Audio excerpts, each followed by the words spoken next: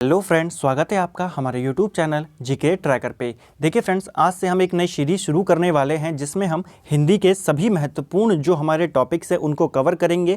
हिंदी इतिहास को लेकर, हिंदी के साहित्य हो गए, हिंदी व्याकरण हो गई, सभी चीज़ों को हम इस सीरीज़ के अंतर्गत पढ़ेंगे और बहुत ही अच्छे नोट्स हम यहाँ पर इनको कवर करेंगे। तो आज हम पढ़ने वाले हैं आज की वीडियो में हिंदी भाषा के विकास के बारे में कि कैसे एक संस्कृत भाषा हमारी आज की हिंदी बन गई। तो पूरी बात को हम यहाँ पे समझते हुए चलेंगे। बहुत ही बेहतरीन ये क्लास आपकी होने वाली है। वीडियो को एंड तक ज़रूर देखिएगा, आपको 100% ये समझ में आ जाएगा। ठीक है, साथ ही वीडियो के एंड में मैंने कुछ इंपॉर्टेंट वन लाइनर भी लिखे हैं, वो भी आपको ज़रूर देखने हैं ताकि आपका अच्छे से सभी क्वेश्चन यहाँ पे कवर हो जाए। तो चलिए आज की वीडियो को शुरू करते हैं।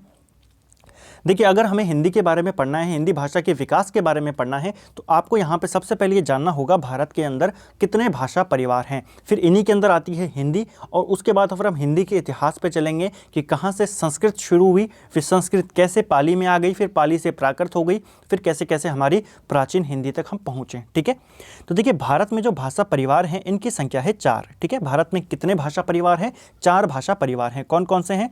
एक है हमारा भारोपिया, दूसरा है द्रविड़, तीसरा है ऑस्ट्रिक और चीनी तिब्बती। तो 4 भाषा परिवार हैं। अगर आपको एग्जाम में क्वेश्चन बन जाए सबसे बड़ा भाषा परिवार कौन सा है, तो वो है भारोपिया भाषा परिवार। ये सबसे बड़ा भाषा परिवार है भारत में। ठीक है, और हिंदी भाषा जो है वो इसी परिवार के अंतर्गत आती है। तो 2 क्वेश्चन आपके बन सकते हैं कि सबसे बड़ा कौन है और हिंदी किस परिवार में आती है। इसके अलावा ये अन्य 3 भी हैं, आपको तीनों याद रखने हैं।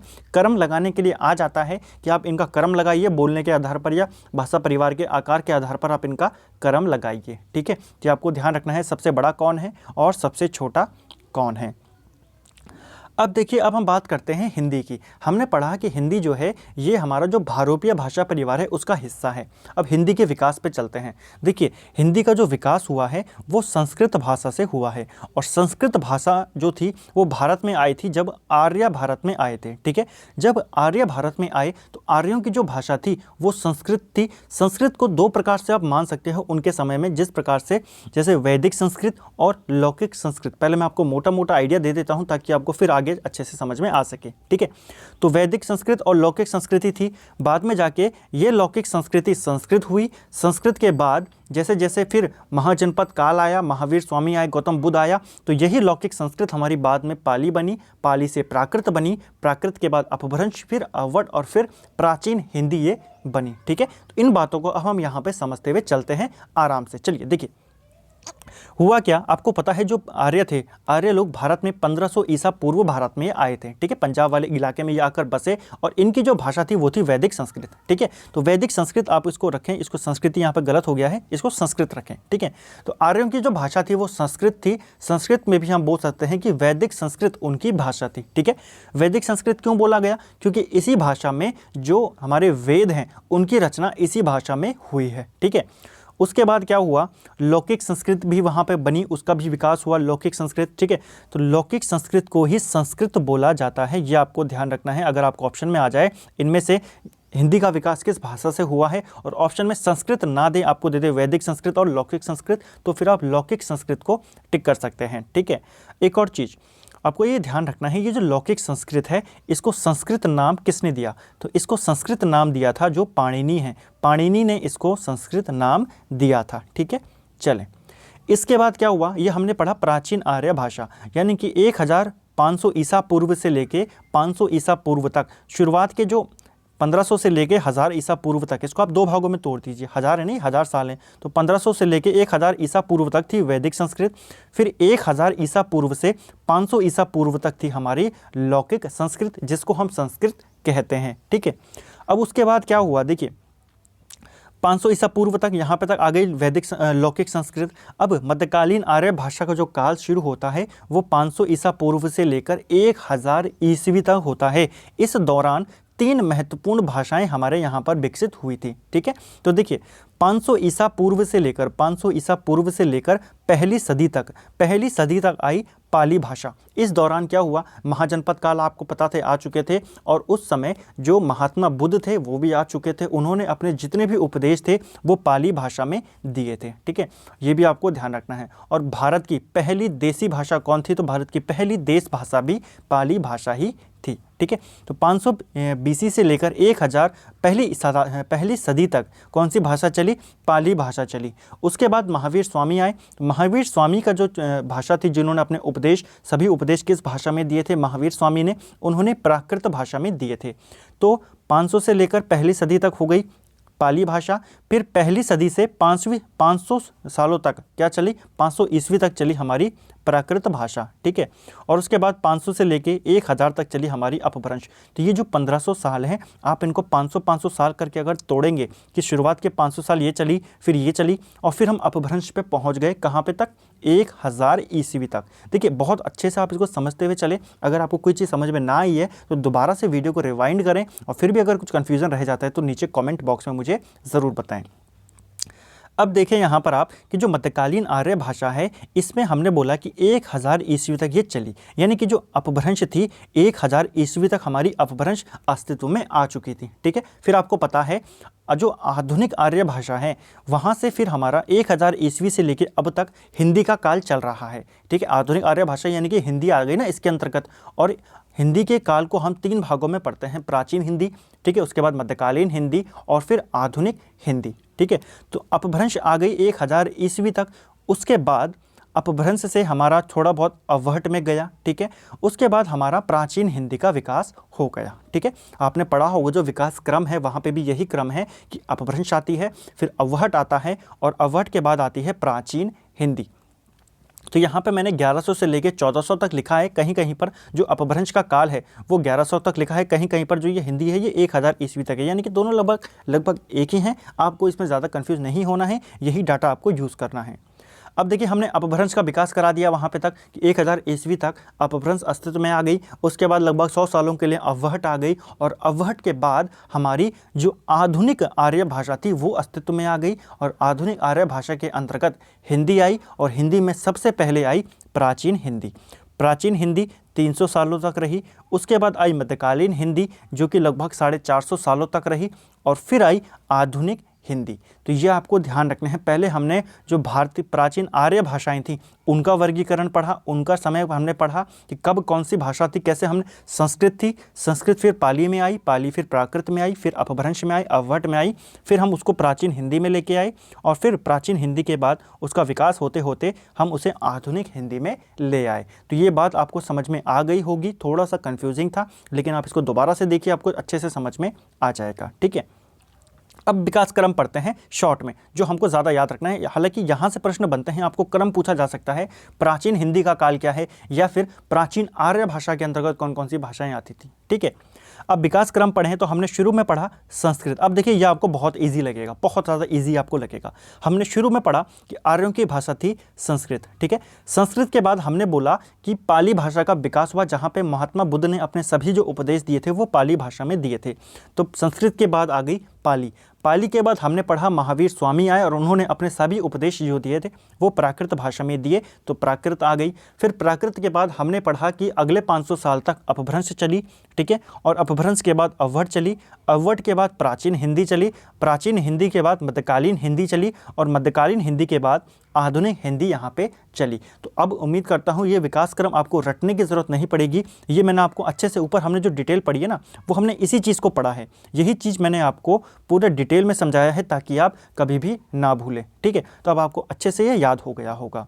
एक इम्पॉर्टेंट फैक्ट है कि हिंदी की आदि जननी किसको मानते हैं? सीधा सीधा प्रश्न बनता है। तो हिंदी की आदि जननी संस्कृत को माना जाता है, क्योंकि देखिए हिंदी हमारी बनी है, शुरुआत कहाँ से हुई है? संस्कृत से हुई है, और संस्कृत भी कौन सी वाली है? लौकिक संस्कृत, ठीक है। चलिए, अब देखिए, हमने ऊपर पढ़ा कि जब प्राकृत भाषा बनी, प्राकृत के बाद अपभ्रंश हुआ।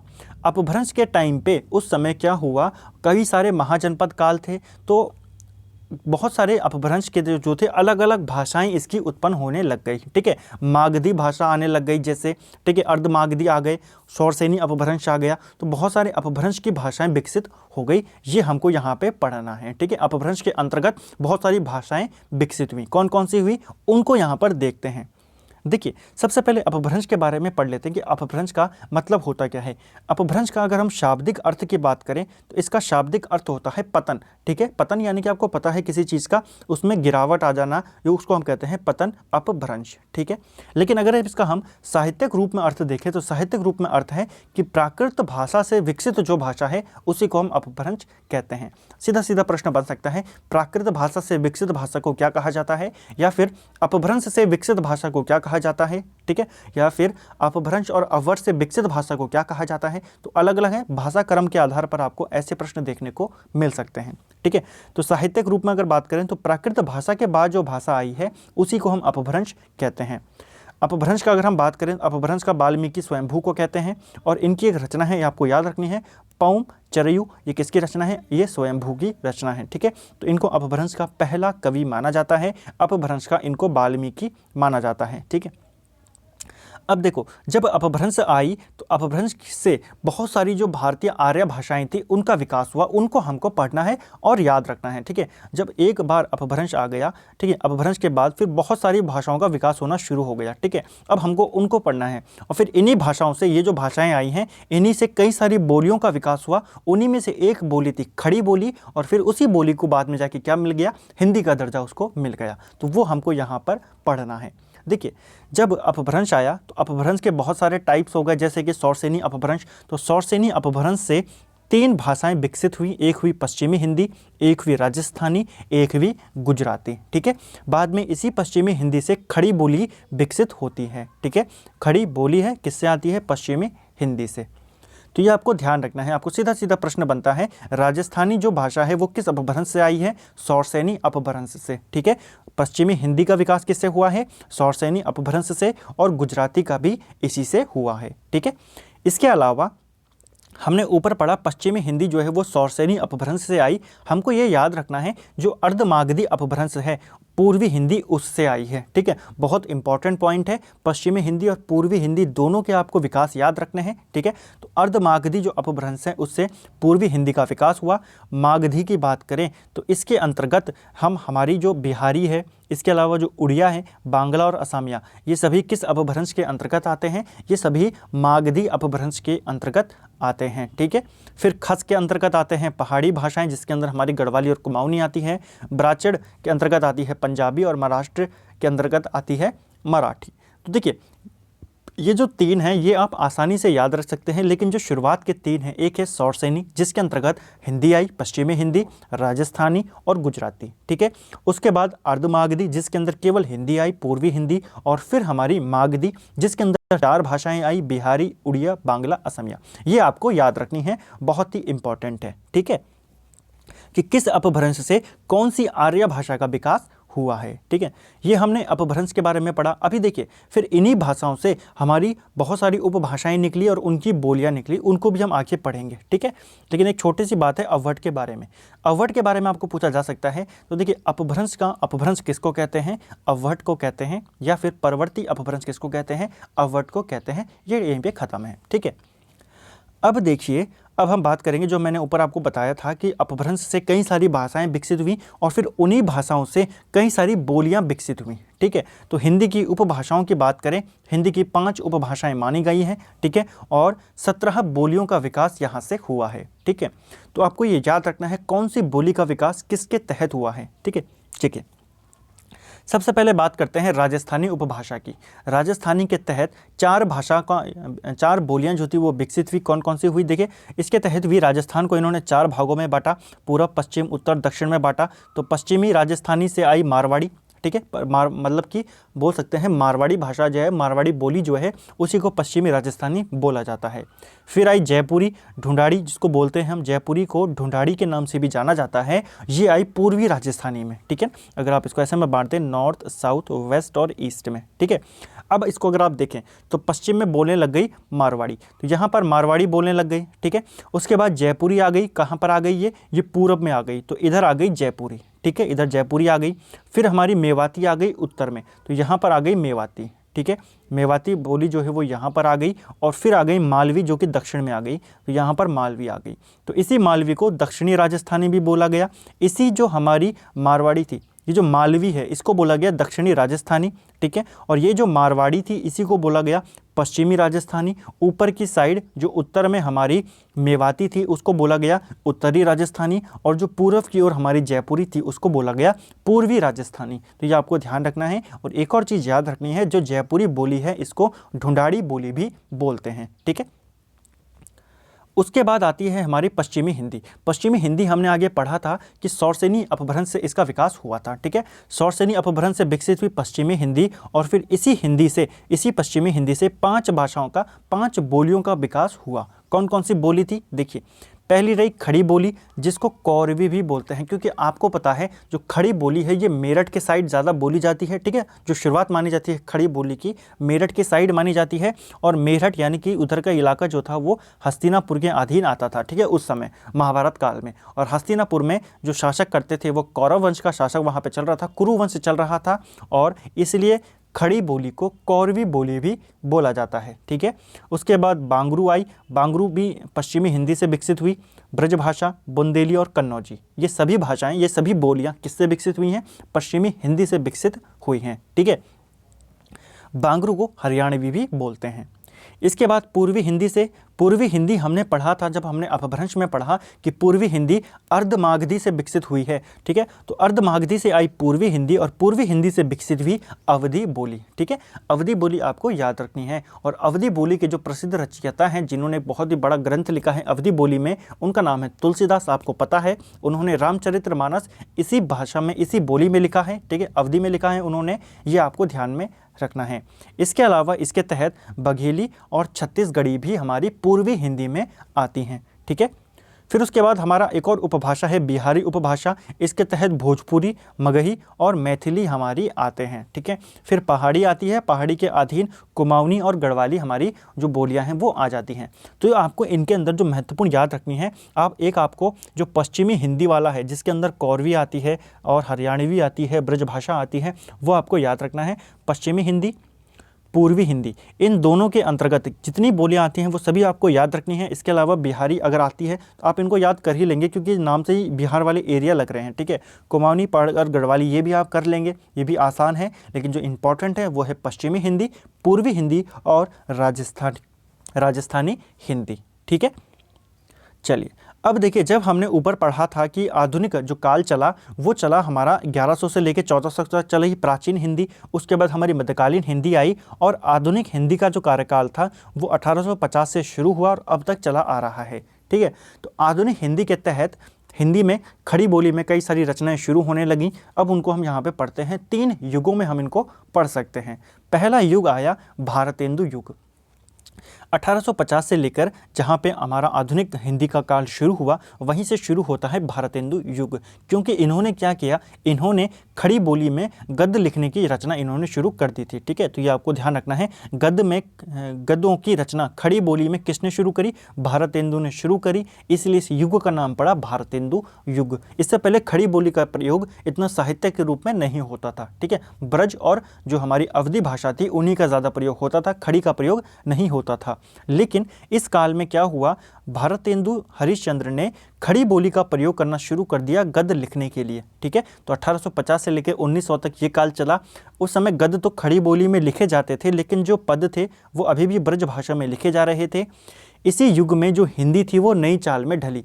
बहुत ही इंपॉर्टेंट क्वेश्चन है, सीधा फैक्ट बेस पे बनता है। हिंदी किस युग में नई चाल में ढली थी? भारतेंदु के युग में, ठीक है।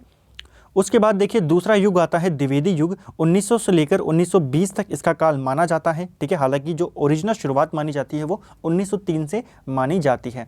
1903 में हुआ क्या कि एक पत्रिका उस समय आती थी सरस्वती, उस पत्रिका का जो संपादक थे वो बन गए महावीर प्रसाद द्विवेदी। और इन्होंने क्या किया, उससे पहले जो भारतेंदु थे वो केवल खड़ी बोली में केवल गद्य लिखते थे, केवल गद्य।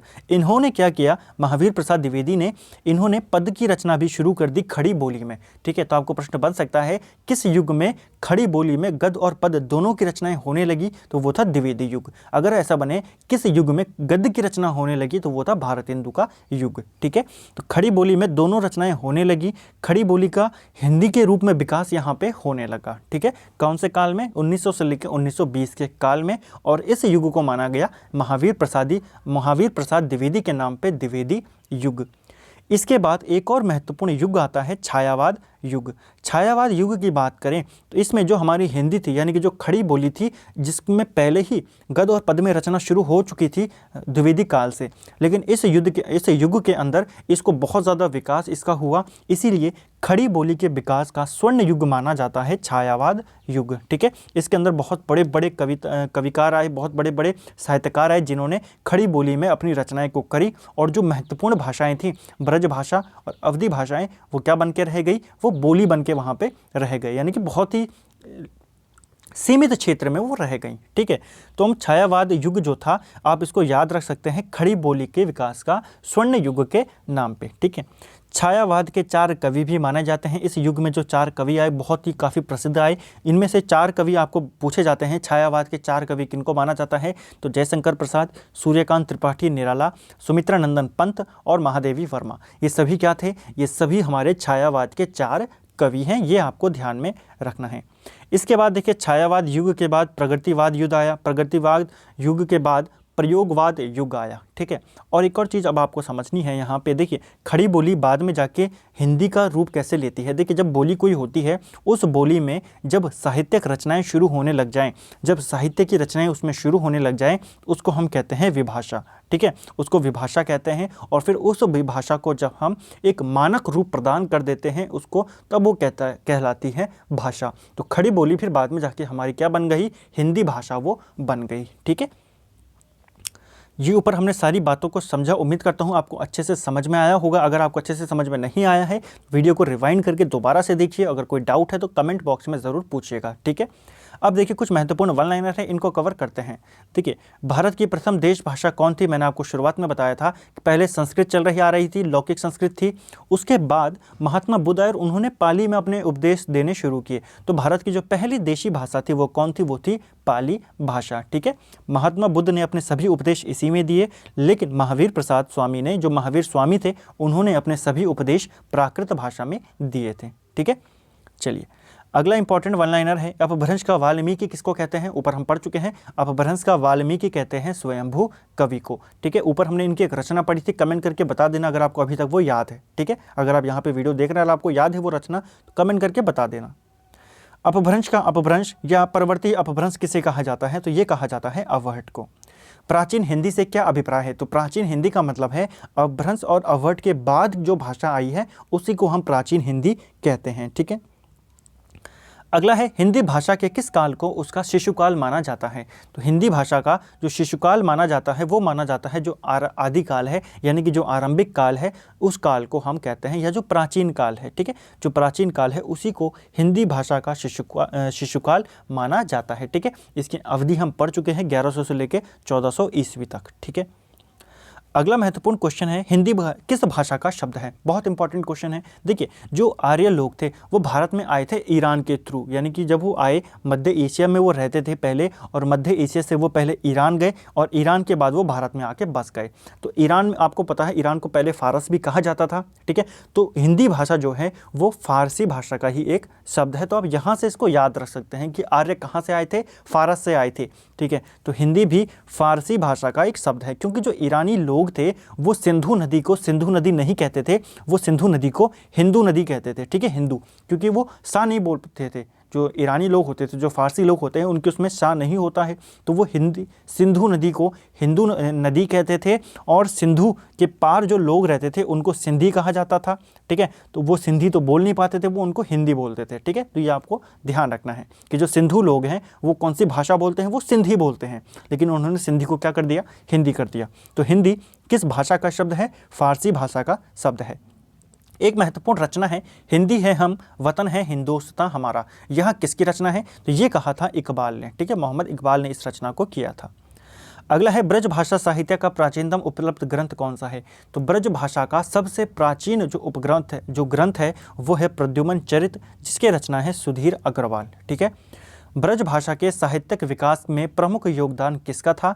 तो ब्रज भाषा के विकास में सबसे महत्वपूर्ण जो योगदान दिया वो दिया सूरदास ने, और ये अष्टछाप कवियों में शामिल थे। ठीक है, मैंने आपको कई बार अष्टछाप कवियों के बारे में बताया है, जो हमारी हिंदी MCQ सीरीज़ है उसके अंतर्गत। ठीक है, तो सूरदास ने काफ़ी ज़्यादा महत्वपूर्ण योगदान दिया ब्रज भाषा के विकास में, और इन्हीं को अष्टछाप का जहाज भी कहते हैं। ठीक है, अगला है बंगाल में ब्रज भाषा का नाम क्या है? तो देखिए, बंगाल के अंदर ब्रज भाषा को ब्रजबुली के नाम से जाना जाता था। किनके द्वारा? जो कृष्ण भक्त के कवि थे, कृष्ण भक्त कवि थे, उनके द्वारा बंगाल में ब्रजबुली का यूज़ किया गया। इसी को माना जा गया कि बंगाल में ब्रज भाषा का जो नाम था वो ब्रजबुली बोला गया। इसी को पुरानी बांग्ला भी बोलते हैं। ठीक है, अवधी के लिए अगर हम बात करें तो सूफ़ी जो लोग थे, सूफियों ने काफ़ी ज़्यादा योगदान दिया था अवधी भाषा के विकास में।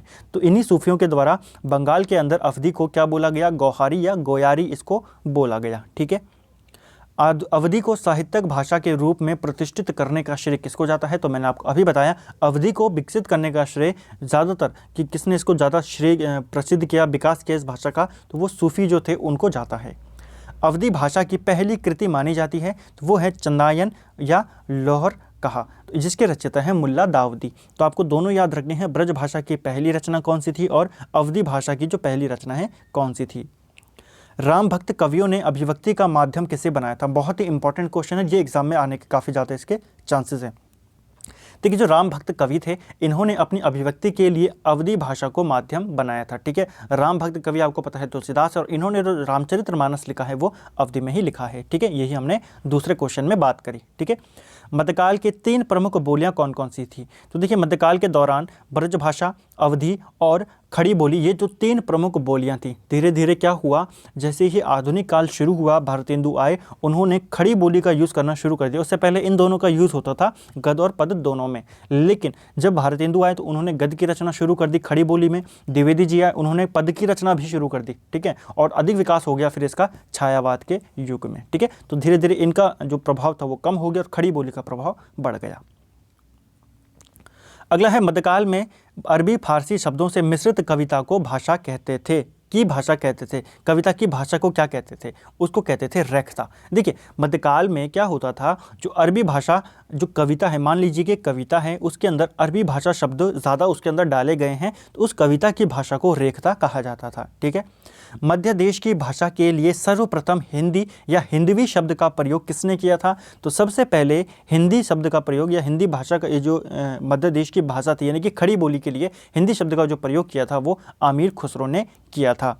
अमीर खुसरो ने हिंदी फारसी शब्दकोश की भी रचना करी खालिक बरी के नाम से। ठीक है, तो आपको प्रश्न बन सकता है, अमीर खुसरो ने किस हिंदी फारसी शब्दकोश की रचना करी? तो वो है खालिक बारी। इसके अलावा अगर हम बात करें खड़ी बोली की शैलियों की, तो खड़ी बोली की 3 शैलियां हैं। कौन कौन सी हैं? एक है हिंदी, एक है उर्दू और एक है हिंदुस्तानी। हिंदी की बात करें तो संस्कृत बहुल खड़ी बोली, ठीक है, उसको हम हिंदी कहते हैं, यानी कि जिसमें वह खड़ी बोली जिसमें संस्कृत ज़्यादा प्रयोग की गई है उसको हम हिंदी कहते हैं। अरबी फारसी बहुल खड़ी बोली उसको हम कहते हैं उर्दू, जिसमें अरबी शब्दों का ज़्यादा यूज़ होता है वो उसको हम उर्दू कहते हैं। और हिंदी उर्दू का जो मिश्र रूप होता है उसको हम हिंदुस्तानी कहते हैं। ठीक है, तो ये दोनों चीज़ें आपको याद रखनी है। देखिए, हिंदी भाषा संस्कृत के ज़्यादा शब्द हैं हिंदी के अंदर, तो वो हो गई हमारी हिंदी। ठीक है, खड़ी बोली में जिस खड़ी बोली में अरबी फारसी शब्दों के ज़्यादा यूज़ हैं उनको हम कहते हैं उर्दू, और जिस खड़ी बोली में जो हिंदी और उर्दू दोनों शब्द हैं उनको हम हिंदुस्तानी बोली कहते हैं। ठीक है, तो ये हिंदी खड़ी बोली की शैलियाँ हैं। तो फ्रेंड्स, ये था हमारा हिंदी भाषा का जो विकास है उसके बारे में हमने यहाँ पर पढ़ा। संस्कृत से लेकर खड़ी बोली और खड़ी बोली की शैलियों के बारे में हमने आपके यहाँ पे बात करी। तो उम्मीद करता हूँ आपको वीडियो समझ में आया होगा। ठीक है, थोड़ा सा कंफ्यूजिंग चैप्टर है, बहुत समझने वाला चैप्टर है, तो धैर्य के साथ इसको पढ़ें और अच्छे से अगर आप समझेंगे तो आपको 100% ये समझ में आएगा। वीडियो पसंद आए वीडियो को लाइक ज़रूर करें, चैनल पर नए हैं तो सब्सक्राइब ज़रूर करें। Thank you friends.